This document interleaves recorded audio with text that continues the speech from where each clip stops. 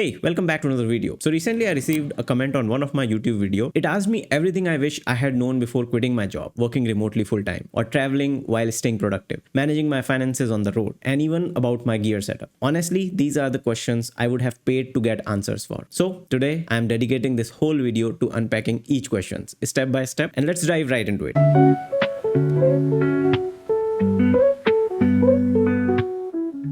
So the first question I got was, what specific technical and non-technical skills did I had before quitting my job, and what gaps I was worried about? So before quitting, I had almost a decade of experience building products, starting with front end, then moving to back end, a little bit of infrastructure, then also did a little bit of DevOps. So basically the entire stack. The one core skill I was most confident in wasn't even about coding. It was a bit of clear communication. In engineering, and specifically when you're working with a team, communication can make or break a product. But there was a huge gap which kept me awake at night. That was marketing and distribution. I knew I could build pretty much anything, but I kept questioning, will I be able to effectively market it? Can I actually get people to use what I have built? This was a massive uncertainty and honestly quite intimidating at the time. Even today, I feel like I'm still learning how distribution works, how marketing works, and this is my core focus area for this year. Okay, so coming to the next question, which was about what did your daily routine look like after you quit your job? To be honest, the first thing I did after quitting was taking a complete break. My wife and I drove across India and eventually we landed in Goa just to unwind. Initially, my days were pretty laid back. I'd only work for around 2-3 hours a day. I used to use a Pomodoro timer back then to stay productive and setting my weekly goals to keep myself accountable. There was a lot of procrastination early on and I missed a lot of those weekly goals at first. But gradually, week by week, I started understanding what was actually achievable and what kind of momentum I can build, and then I redefined my routine accordingly. Okay, moving on to the next question. So how did you avoid the temptation to just binge Netflix all day once you had all the free time?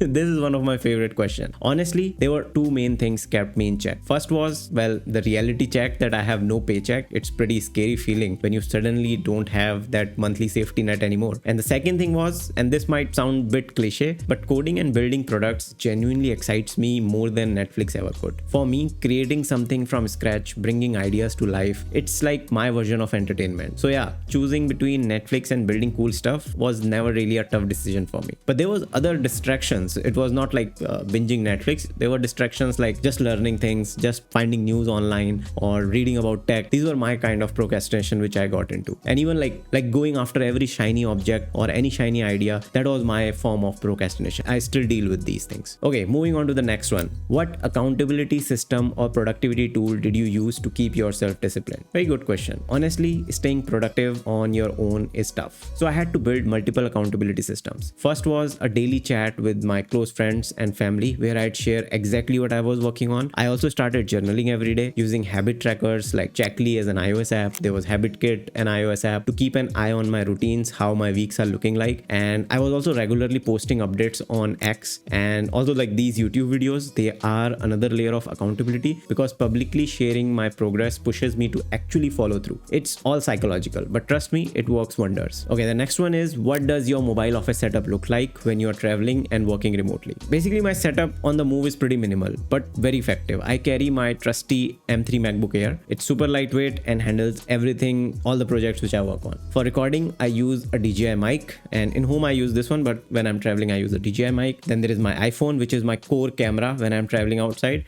And then I use this one. This is a DJI Pocket 3. This is also one of my wide angle camera when I'm traveling. Very good for vlogging. Occasionally, I use my Sony A7 III, on which this video is being recorded right now, with a 35mm lens. This is for more detailed shots if I have to shoot something and I feel like this shot has to be in my DSLR. And to keep things powered up, I have got my power bank. I use a 20,000 mAh Anker power bank, and which easily covers my devices on the go. And for the internet, it's usually mostly cafe Wi-Fi's or homestay Wi-Fi's, or if in the end the backup is always my iPhone hotspot. So basically a minimal gear, but enough to comfortably handle all my work needs whenever I am. Another question I got was, what does a typical work day look like when you are traveling? So here's how it usually goes. The first day in any new place is strictly for rest. I don't even try to work, just chill, settle in and recharge. From day 2 onwards, I like to find a good cafe, get in a focused 1 or 2 hour work block in the morning, then use the midday to explore or just enjoy the surroundings. And if I'm feeling productive, I'll squeeze in another work session later in the evening. But overall, when I'm traveling, I intentionally keep my total work hours around 3 to 4 hours hours per day. It's the sweet spot for me, enough to make a little bit of progress, but still leaving plenty of time to actually enjoy being in a new place. Another big question was, how do you manage your finances after quitting your job? What were your income sources? It's a bit personal, but before I took this leap, I made sure I had enough savings to last me at least 1 or 2 years if I have kept my expenses in check. Just knowing I had that buffer made things a little bit less stressful. In the beginning, freelancing and consulting brought me most of my income, but I realized it was eating up too much of my time and energy. That's when I decided to pause all client work and go all in on building my own products and growing my YouTube channel. Right now, my main income streams are product revenue and whatever I make from these YouTube channel. It's still growing, but it feels much more sustainable and aligned with what I want to build long term. Another important question is, how do you handle budgeting and emergency funds while living this lifestyle? Every month, I make it a habit to review all my spendings, just basic financial hygiene, but it really helps me stay on track. I keep an emergency fund aside, enough to cover at least a few months of expenses. And I have made sure to get all the necessary insurances like health, travel, even a couple of gears. Having those safety nets in places gives me a lot of peace of mind, and honestly, it's what lets me take risks and focus on building without always stressing about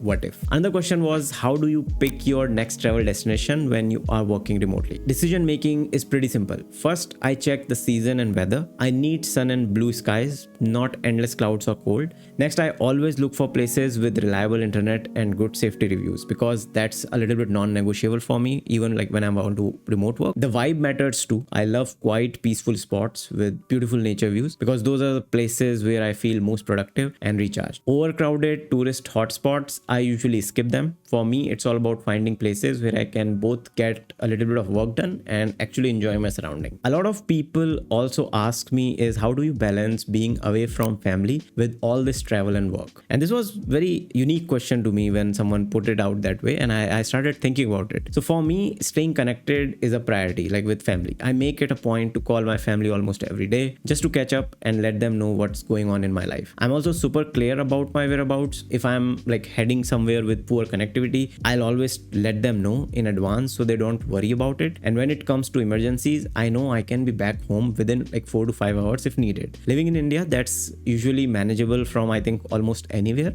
Setting these boundaries and keeping the communication open has really helped me balance family responsibilities with the freedom to travel and work on my own terms. Someone specifically wrote in that comment they feel a little bit anxiety when they move out from their home, in a way what if something happens? Now I'm pretty sure okay, so the thing is, my thinking framework is in a way where I do not think about the worst case scenarios when making any decision. My scenarios are generally positive scenarios or a medium scenario. Worst case can happen, but it's thinking in this way, I am maximizing my life just for thinking of 1% of those scenarios happening. So I'm making 99% of my life around 1% of that thing happening, the emergency which you are talking about. So in my framework, I will maximize my life in that 99% on the 60% or the 50% of the scenarios which can happen, rather than only the worst outcomes of that 1%. So I hope this is a very honest answer. It might help you. And the last question for today was, how do you avoid burnouts and keep your mental energy up while living this kind of lifestyle? So this is one of those questions which I'm very passionate about answering, because I kind of think I have figured out